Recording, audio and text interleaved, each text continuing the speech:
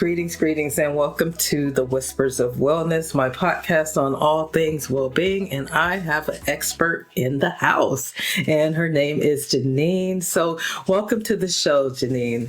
Thank you so much for having me. I'm so excited to be here. Yeah, I'm really excited to have you. I think how I found out about you, I came across a post and it was so good. Like it literally drew me in. And then I was like, okay, I got to get her on the podcast because it really is speaking to my heart. I recently retired it's been a year now, early retirement. And I did it intentionally because I wanted to launch my business, the Wellness Whisper. And so I wanted to go along with my business, this podcast, so that people can really get the tools and, the interventions, the practices that can help them sustain themselves within the dark system. I call it dark because there is darkness above. So before we get started, why don't you tell us who you are? I'm so excited. Thank you so much. My name is Jineen R. Huff. I am a nurse resilience strategist, author, speaker, and also I've been a nurse for over 25 years and a nurse anesthesiologist for over a decade. So I come with a lot of experience, but more than anything, I talk about wellness, resilience, and after beating burnout twice, it became my own mission. You talked about you retired. I've been on a sabbatical from nurse anesthesia. It'll be a year in October. So I took a pause to focus on my business, to focus on my mission to help others and step back and be here for my family. So it was a game changer. It shocked people who know I am a doer. And I gave a lot to the profession, but it definitely made me want to take a step back. And then now I'm ready to come back in with a new set of eyes and go back and help people to understand that it is very important for you to choose yourself. Oh my God, that's so inspirational. So I want to go back. to the nursing, first of all. You said you were nursing for 24 years? 25 years. Okay, girl, I'm giving you all of it. So tell me about that first. I want to know specifically, as you went through the process, were there any moments where you were burnt out? Wow. So I've been a nurse since I was 17. I'm over 40. It shocks people because they're like, well, how did you start out as a nurse so young? I knew I wanted to be a nurse since I was 4. I hit my first bout of burnout about 7 years ago. And then my second one was about 3 years ago where I was injured and I was out of work. And that's when I wrote my book, I Choose Me. I couldn't move my left arm. I had to dictate that book. And I'm a God-fearing woman. And so for me, it was people no longer suffering in silence. I carried that veil of always looking stoic. And I started having health complications and all those things that had to put me out. And so that's why I told you the sabbatical was so important to me because I made a decision, right? Burnout, when you hit a wall, that means you have to be home. I was told you have to be home, you have to heal. And when I got to this point of the sabbatical, I saw those red flags, them engine lights coming. And I said, you know what? Yeah. I want to focus on something else. And after you've been in the career so long, you're so used to being in that caregiving role. And I talk about a lot of that on the social media. And I know what post you're talking about related to the article. And a lot of times being in nursing leadership, we don't understand how important it is to take care of us, but also to take care of our staff and to mirror what should be done. Because as you know, when we read the literature from that particular article, it talks about 40% of new nurses are leaving after 2 years. Okay. And yes, so absolutely. That's an astounding thing. That's very astounding because people have to understand, but why? And who's going to take care of those patients?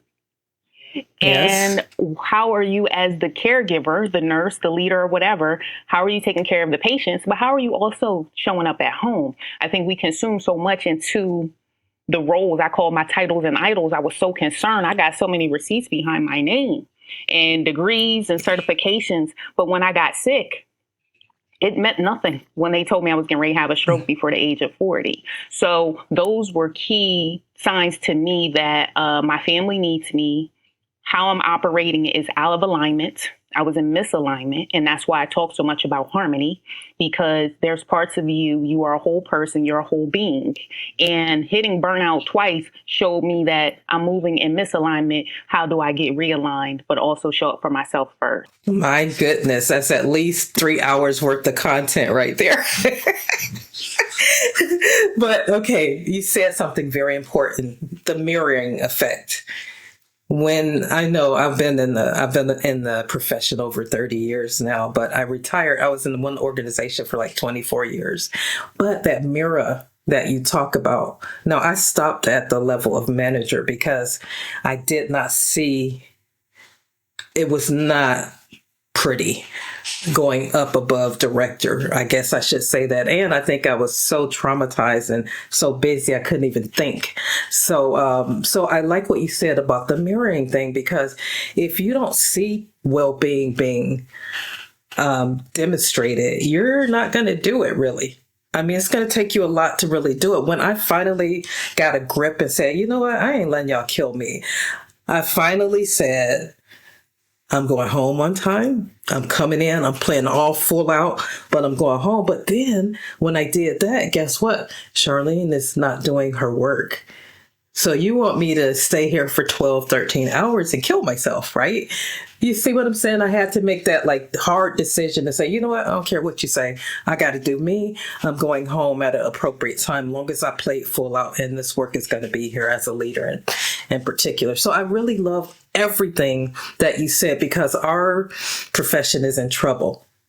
As a professor, I was in for last semester, and the stories from the students already are really horrific just starting out. And so I do think there's such a need of what you're doing in this world. So tell me how you transitioned from nursing to nurse anesthetist. Yes.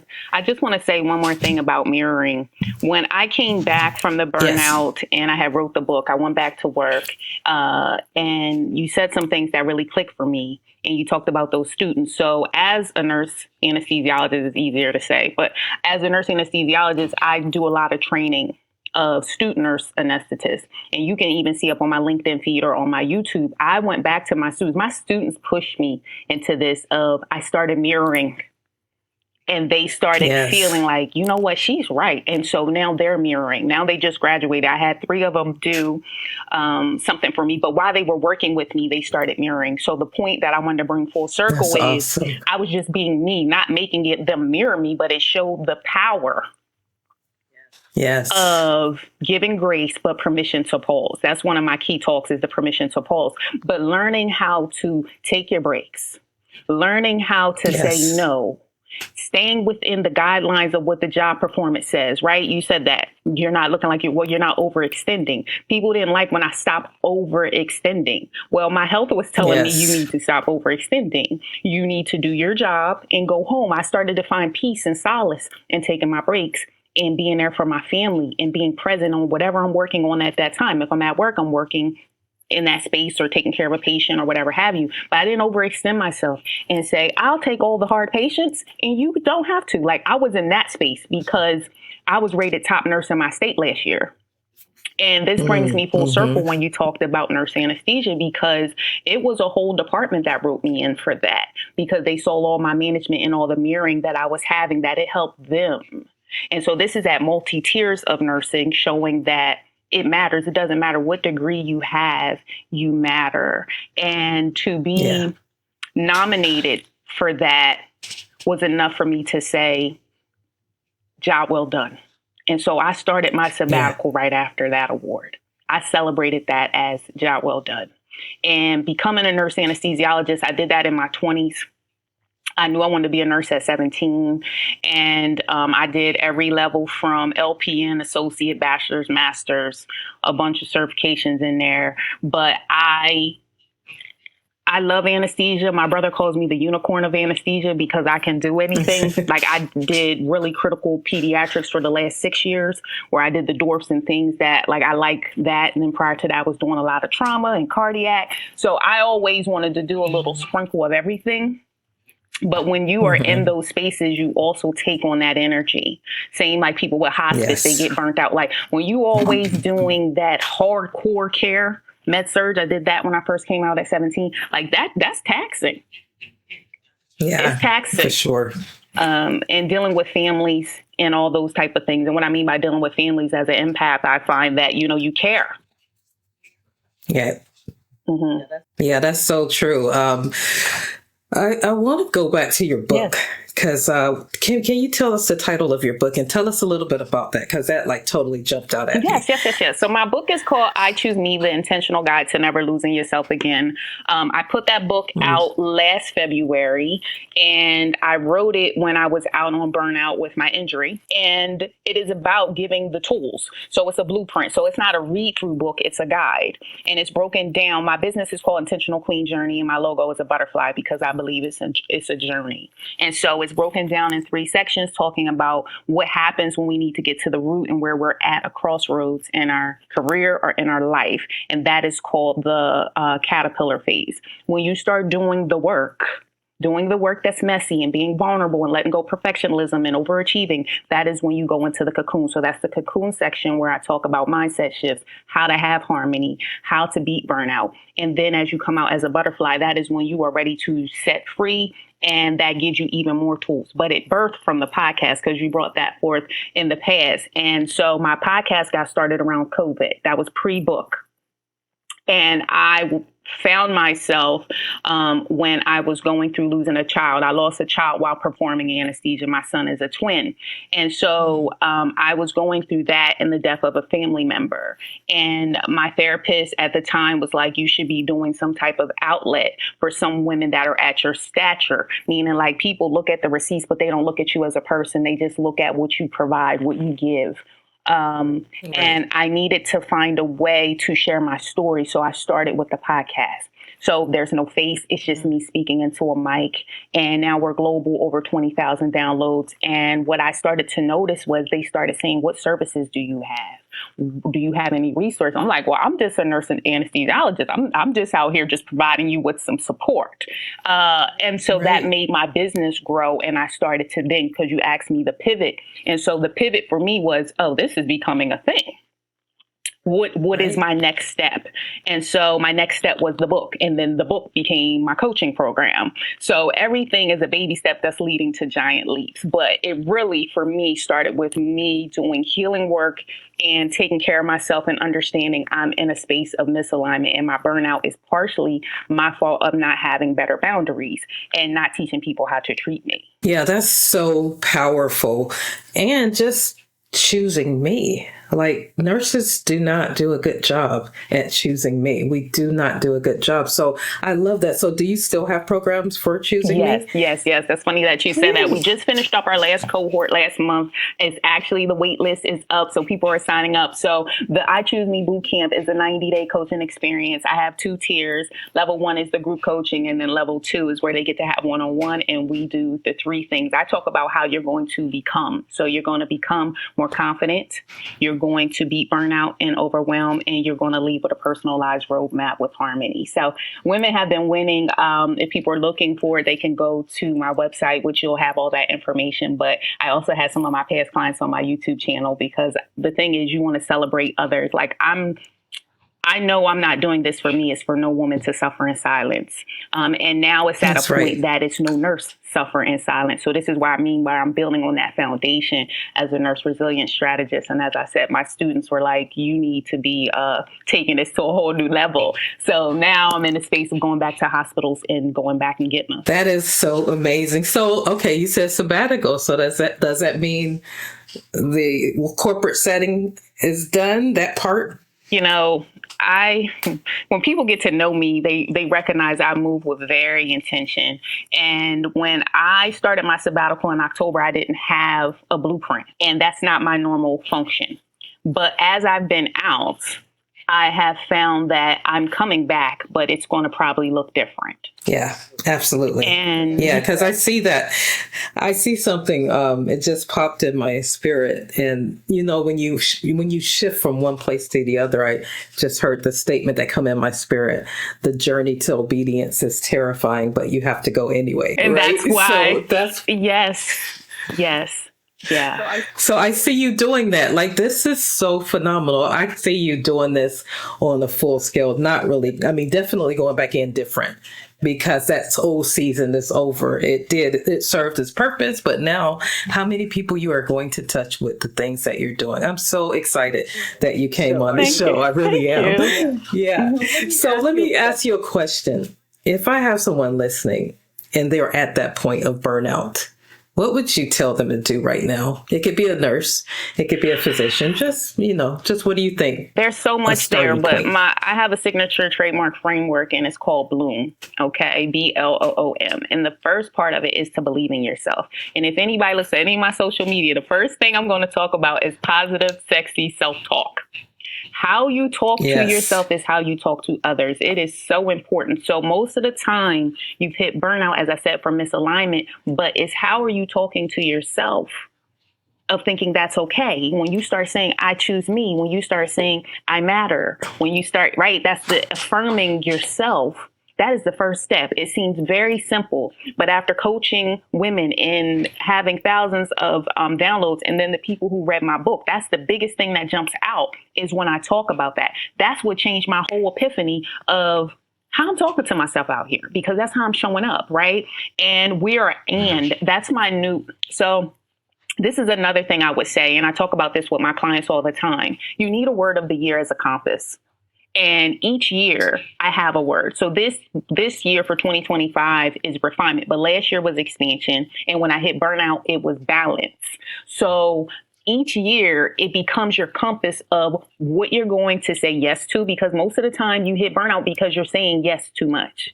You don't have a filter, right? And so talking to yourself sexy is to say of I matter. And my word, for instance, is refinement. So is this in alignment with what I'm doing? This podcast is in alignment, right? Because I'm refining what I'm doing, but I'm also showing up for the people. So if this was something that was not in alignment, then I would have a clear compass of maybe this is not my opportunity right now. The same thing with you with retiring. It hit a point of it's time for me to step back. When you start talking to yourself in sexy and say, I matter, and I'm going to now start to make strategic baby steps, you will next time, this is how you come out of the cocoon and bust out like a butterfly. So it is really getting a hold of your mindset, because your thoughts lead to feelings that lead to actions that lead to results. So when people are working with me, I work that framework, but I would say the first thing to do, and I have the checklist. So if you do go to my website, it is a free downloadable. And I also have a free burnout gift there when they sign up. But that is the first thing I would say. And even making the affirmations in front of you and sticking to your routine. For instance, when we talked about, because you said nurses, and I think about we're quick to be like, I won't take my break. I'll do this. Like it got to a point that the whole operating room at 9:00 don't come bother me. That's my break time. Like if you're looking for me, you know where I am. But they knew I'm saying I'm going to go eat, because it's beneficial for me, but it's beneficial to the patients. You understand? Right. So honoring what you say and being at peace on the inside that they're going to judge you anyway. A lot of times we don't do those things because we think we're going to be judged or it's going to affect our performance. But as long as you're standing on your performance, meaning doing the things that you're supposed to do, the rest will shake out. And that's the lesson I learned in that. I don't have to overgive to belong. Absolutely. And I love what you just said there, because it made me think of saying no, because I used to feel guilty saying no. And so when I finally got delivered and began to use that as like, okay, this is my no. But as I start saying no, my well-being started coming. It started infusing me more, because I felt confidence that I can say no and be non-apologetic about my no. Because you choose you. And so I love, because I choose me. So I love that.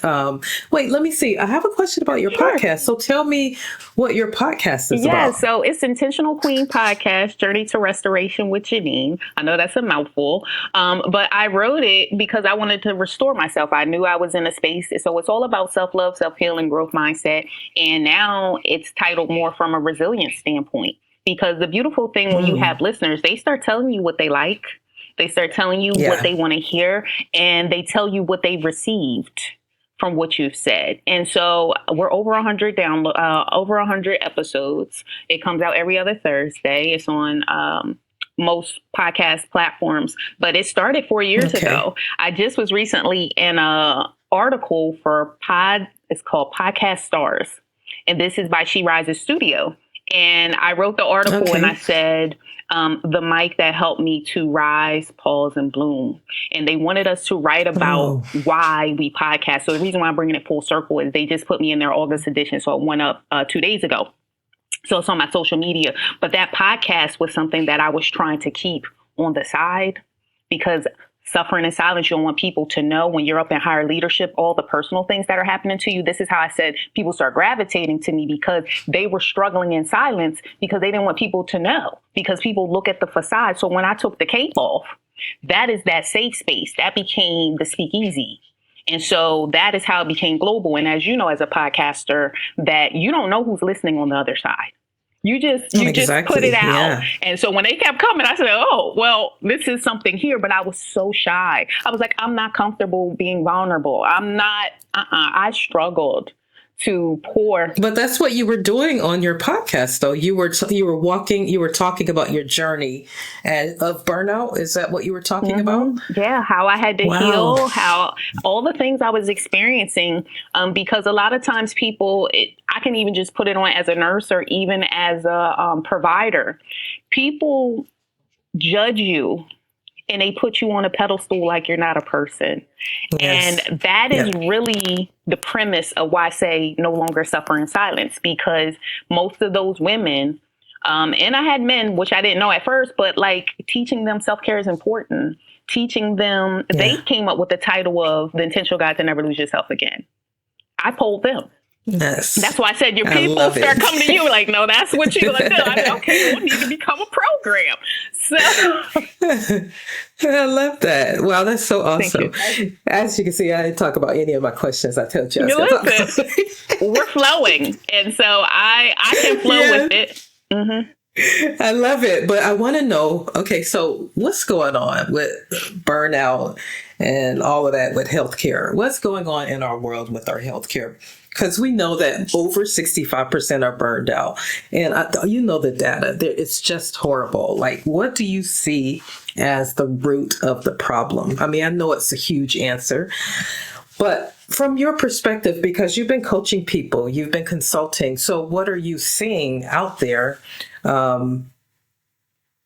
You know what I'm trying to ask? I just want to know what's going on with our healthcare system. What's the landscape? What's going on? The landscape, yes. There's multiple ways to look at that. It is very, like you said, let me put it like this. In the grand scheme of things, there's a lot of broken pieces. And as I say, there's gaps. And the point is getting to the root is identifying where the gaps are. So with my Bloom framework, they fill a gap. And so when we talk about the first part, it's the self-worth gap. We talk about the misalignment gap. We talk about the gap of the brick wall. And what I mean by the brick wall is that's the self-neglect. Like there's so many things, not owning our story. These are all gaps that I think are very important that we have to train our new nurses because they need to understand how to come into the profession. I was trained under the baby boomers. Like I said, I've been a nurse since I was 17, but I started out as an LPN. Anybody that's been an LPN know that's a different breed. That's a different breed. Okay. It is. Okay. Been there. I know. I hear you. It's a different breed. And so I baby step myself up. But this is the lesson though. I am blessed to say that being at every rank, doing it the way I did, I have respect for them at every level. And so that's a lot of times why even environmental services or all those people like Jineen, the stature you're at now, you treat everybody equal. I said, because I've been in their shoes.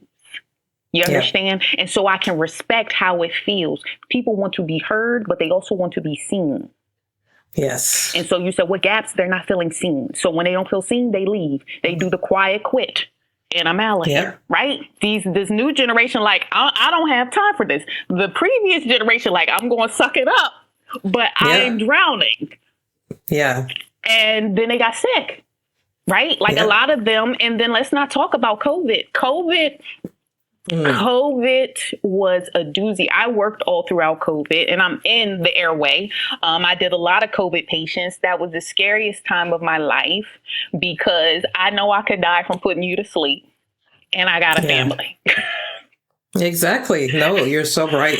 And that's where, I mean, you kind of saw things like I saw nurses move from these wonderful, compassionate beings to these hard, closed off individuals because they were so done, but still not taking care of themselves. So the compassion had lost and all of that. So I mean, I saw that gap, and that's where I leverage creating programs and stuff like that too. So I love your Bloom framework. That sounds like super amazing. So I can't wait to hear more about this. So you guys, y'all got to look this sister up because she is on the move. I'm on the move, but God is making the way because, like I said, I like people who know me. I'm like a checklister. That's why it's called the Positive Sexy Talk Checklist. As nurses, we like everything to be a checklist, a protocol, highlighted, and post notes. So when I started stepping away and I didn't have all that, I was like, no, I don't operate that way. I need to. So that is another thing that people don't understand is the pivot and being okay to pivot, right? You just pivoted into this space. I pivoted into my space. So as nurses, figuring out your groove. And once you get your degree, you can move around. That's the beautiful thing about nursing. And you said something else that I noticed. What I noticed is they say nurses eat their young. I experienced a lot of that. So that is what made me a different type of nurse at every level. Absolutely. And why I always throw the baton back and why I want to mirror to the people or the new nurses of this is how you can survive. But who's going to take care of these patients? Because at the end of the day, if we're retiring, so if they're leaving, who's coming? So the nursing schools are having trouble. Okay. Yeah. Patients aren't staying. And most of the nurses that leave, they're going into aesthetics or some type of not really at bedside. But the population is getting sicker. We got morbid obesity. I mean, like the list goes on. These people are sick. Yeah. And so that is what makes me nervous because you're also going to need people who are skilled because you need levels, right? We know novice, experience, like, so yeah. If the novice is leaving and it just always being novice, who's expert? Well, and here's the deal. This is so good that you said that. So I didn't do a poll, but in my class, we start talking about that. So I just asked a simple question. How are your clinical rotations going? And it got quiet. And I was like, why is it quiet? And I said, what's up, y'all? And they were like, it's so challenging to be a new nurse. I don't like asking questions. My preceptor seems like they don't want to be bothered with me. They look burnt out. I mean, they just saw all the things. And I'm like, man, come on, you guys. Come on, nurses. Come on, y'all. Just don't precept if you can't pour into. Because you were once new and needed the knowledge, but they're afraid to ask questions. And so that's very frightening to me. Because how are you going to learn if you can't ask questions? And so I'm really concerned about the nurses that are coming up now because they're really scared to ask questions because some of us need to probably shift and do something different, but we're not. We're staying there in the system. Mm-hmm.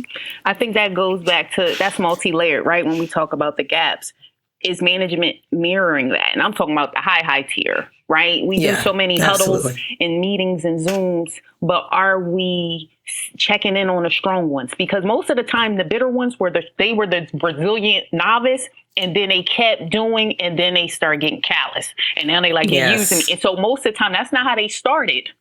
Exactly. but that's no, what that's they become, true. right? And they felt not seen. So they like, listen, you keep putting these new nurses with me, but I don't really want to train, right? Yeah. And then a lot of times, and I think this is what I talk about with mirroring, is checking in on them ones that are quiet. See, the squeaky will get what they need. Because they're going to tell you, I'm not doing that. And this is the lesson for the ones that overgive, that have the boundaries. You need to say, I just can't do that today. Oh, I need to take my break between this. Like standing on it. But they don't teach you how to have boundaries because it's like customer service. The patient's always right. Right. The customer always come first. And there's a shift, right? Like the patients matter, but you matter. If you're not healthy, then that's a patient safety issue, right? If the morale is down, if the productivity is down, right? That's in that article. That's why I'm bringing it full circle. Like these are the things. And they notice that resilience strategies are key. So this is why that's my new pivot, because I was already embodying and doing it. I just didn't have the words for it. I just knew I had to get myself right, and it made it better for everyone around me. Absolutely. Yeah, man, that's so amazing. So I have a question for you. What do you see like for the future? If there was three things that you can change, let's dream together. What would that be? I would dream that nurses felt seen and heard and want to stay. I would dream that we're not sick and falling apart and suffering on the inside, because that is a common thing. Like I said with the podcast, like 5 of them reached out and they were nurses. They said, "Oh, I just found you and I listened to you before I go into work." Like we're doing a pep rally to go in. I wish there weren't so much toxic culture. It's a very toxic culture. And I mean, I've learned how to move around it because after, like you said, you've been in the game a long time and so have I. So we've learned how to move around. And it was the seasoned nurses that taught me that. Yeah. And if we're leaving, who's seasoned teaching the new? And so I wish we would deal with the culture, because they do symptoms, right? Go to your EAP. Yeah. That's not enough. Pizza parties. You can't pizza party me down. You can't, taking your PTO, like honoring you deserve rest. That's why I said one of my talks is called The Permission to Pause. I was just speaking in Alexandria at a Women in Leadership, and I had a whole PowerPoint situation and I had a whole shift right in there. I said, you know what? Y'all don't need that today. You need the permission to pause. And we did the 7 steps, and they can go on my social media and see me, the clips, but they also can hear the testimonials. It was just giving you 7 strategies of how to choose yourself. And after each one, I said, say, I choose me. And everybody left filled with something.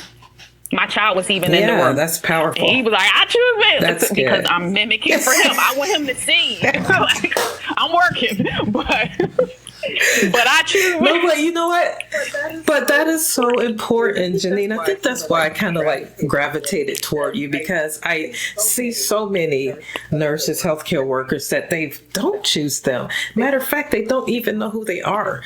And so when you find out who you are, you become unstoppable. You become dangerous. You become confident and bold, even in what you're doing. And so I think that message is so important today in the healthcare system, because when I find out who I am and that I'm, that I'm worthy of all of the blessings that are coming to me, then I operate differently. I flow differently. And so I really love your book. So I know you probably got a part 2 coming.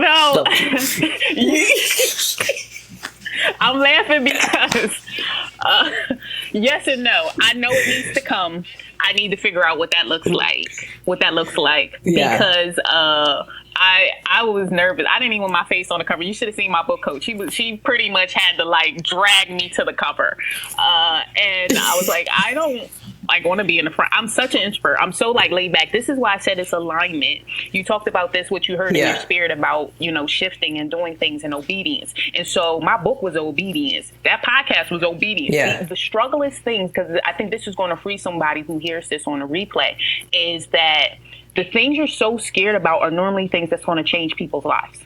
And it's not about you. Exactly. You know what I mean? It's not about you. Yep. So when I said no one suffers in silence, that podcast, Mike, wasn't about me. So even when, if you listen at the first 10, you can hear me sad. You can hear me in my car on my way to work. Like, I kept it so raw and authentic because it released people of the mask. And we can wear the cape like a mask too. But I wanted people to see. That's very important. And one big nurse leader at the previous institution I was working at, she put up my book on the LinkedIn, and I got 60 people that came over. But when people started to read, they said, Jineen, you don't show up to work like that. We never knew you were experiencing all that. So this goes to show that you can look stoic and still be drowning. That is so rich right there. Oh, that is so rich. Okay, I know I am just pulling you on you. You got a few Yes, I do. minutes. Let's go. It's going good. Let's go. Okay, yeah, but that's so good. Okay, say that last statement for me. I said, if you remember. Let me see.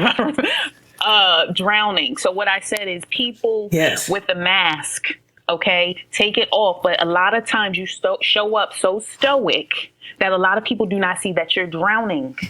and they don't know how to That's come back and powerful. get you. And so for me, the book, the program, the podcast, that was me like, come on. And when I started, like my students, there's key ones that come like gravitate to me, and I blessed them all with a book and signed it. But most of it, I said, I Yeah. need you to shine your light, because a lot of times the vibrant ones dim their light once they get around those toxic, the ones you asked about, how's their clinical sites going. Yeah. They start dimming. They don't feel comfortable asking questions. They don't feel comfortable. And so I said, you know what, Janine, you have to be the light. But people don't understand being in the front means it's a lot of knives in the back, because a lot of people don't like you to Absolutely. stand in the front. And so I learned, if I'm going to stand in the gap, I have to be ready for, you said something else I like, identity and self-worth. That's another one of my gaps. And it's a part of the Bloom framework. Once I knew who I was and whose I was able to stand firm.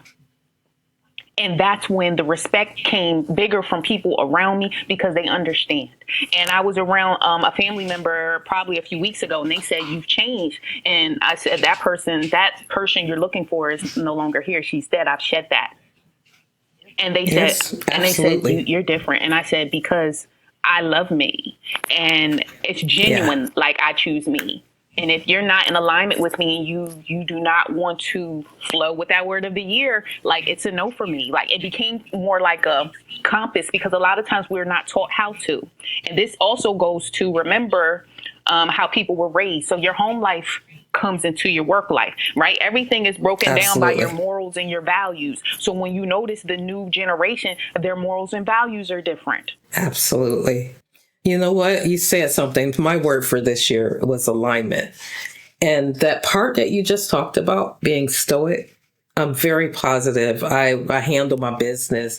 I go in with love in my heart. Like in the mornings, I'm like, you're loved and appreciated. Everybody think I'm cuckoo crazy, but that was just how I did. But underneath it all, I had soul pain. That's what God showed me that it was. It was soul pain. So when I early retired, I was so excited. I took a pair of golden handcuffs with me to work. And I had my friend videotape me like releasing, getting free from those golden handcuffs. And then I'm telling you, I was stuck. I couldn't create. I couldn't write my book. I couldn't do any of the things. And so I was like, Lord, what's going on here? And so I did a shutdown. I went out in nature, start doing my God walks. And then he showed that I had soul pain, that I have gathered over the years when I was misaligned, because he's been speaking to me for 6 years prior to that. And so every time he spoke to me, and I minimized the voice because I was too busy, it was a sting in my heart. I almost saw a heart, and it had a little hole underneath it, and it was dripping essence out of it. And so when I start cutting away the layers of soul pain, I took 30 days off to just like nothing. You're not going to do nothing. And do you know Charlene tried to get busy anyway? I tried to create busyness. I talk about that in the boot camp. That's why I'm laughing. Productivity, yes. But I want you said something that I want you to honor within yourself. You took your own sabbatical. Yes. When you got in nature. Absolutely. And you also talked about, because I kept hearing the permission to pause, right? That's one of my talks, but that permission to pause, Yep. You gave yourself the pause. When I did the sabbatical, I was lost. Kind of like what you said, because your identity can be trapped into your titles and idols, right? And so you had to see what your new normal is. And the obedience thing, like that just kept resonating for me. And so as we talk about the golden handcuffs that you had, for me, it was like, okay, I got this award, top nurse. People were like, you don't seem so excited. I said, this is a graduation. I said, what you mean a graduation? I'm like, God told me, job well done. You know what I mean? You can't go no higher than this. You good. You did it. Right? Like, I'm like, I don't want to leave. Right? In a way, it's kind of like the handcuff. So I said, I need something to celebrate leaving. So you did the golden handcuff. I took my book like a yearbook, and I have the one upstairs, and I framed that thing. And they all threw, it's hundreds of people who signed all in the book and all that and wished me well and said, go on. So sometimes you have Yes. to learn how to purge what no longer serves you so you can take on what is for you. It is hard to That leave a is it. season when you don't know what it is. But Yeah. as they say, when one door closed, you already walk into the new. And that's why it's a journey, Absolutely. you know, and I love how you talked about the intentionality of it. I think that's going to free someone just with our little section right there of finding yourself again in a new chapter when Yes. you built most of your life, right, as a nurse. Like, that's my whole youth. Absolutely. My whole youth. Yeah. And so I said, what that look like? Now, I don't know, you know, but this has been the best season for my child. I'm able to go to everything. He's used to me being 24-hour shifts and can't make it and this and that. I'm like, nope, I'm going to be so at everything. wonderful. This is first summer, like first Christmas. I mean, you know how holidays are with being a provider. Like, I mean, people sick every day. So holidays don't mean. Well, my son, he was like, Mom, it is so cool that you're not looking at your phone. I was like, you know what? That's a shame. But that's like the world that I was in. So the freedom. So my 3 words now is risk, freedom, and flow, because that's where I'm at now. I'm in a flow right now, and I only do things that align with my assignment that I have for the rest of my life on this earth versus trying to grind, because I had this opportunity, which was very lucrative, but you know what? I felt grind. And so I was like, nope, I can't do that. I'm good. I'll just keep on flowing, and God will bring me where I need to be. So I have had such an amazing time with you.